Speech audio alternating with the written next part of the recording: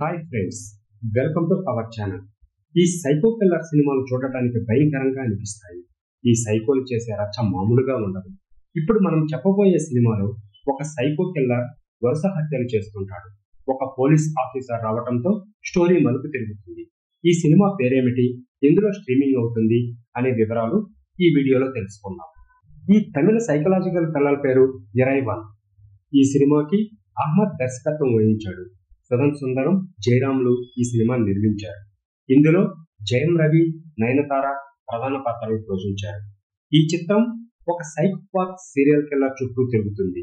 Netflix లో ఈ cinema అందుబాటులో ఉంది. చెన్నై నగరం ఒక సైకోపాత్ సీరియల్ కిల్లర్ భయంతో వణికిపోతుంది.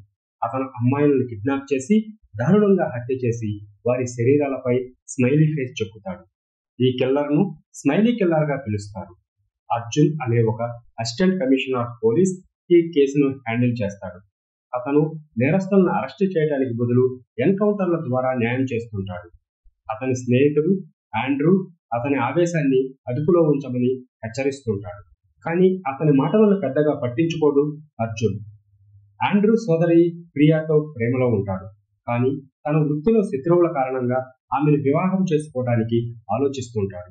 ఆండ్రూ తన భార్య జాస్మిన్, కుమార్తె సోఫీతో సంతోషకరమైన జీవితాన్ని గడుపుతుంటాడు. అర్జున్, ఆండ్రూ ఈ సీరియల్ కిల్లర్ని ఛేదించడానికి కలిసి పనిచేస్తారు. వారు ఈ కిల్లర్ ను బ్రహ్మగా గుర్తిస్తారు. అతను తనను తాను గాడ్ గా భావిస్తూ హత్యలను ఒక దైవిక చర్యగా చూస్తాడు.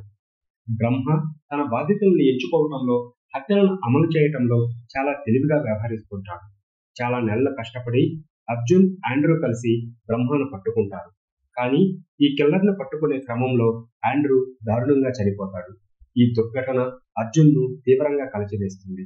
అతను పోలీస్ ఉద్యోగాన్ని వదిలేసి ఆండ్రూ కుటుంబంను చూసుకోవడానికి ఒక కాఫీ షాప్ ను ప్రారంభిస్తాడు.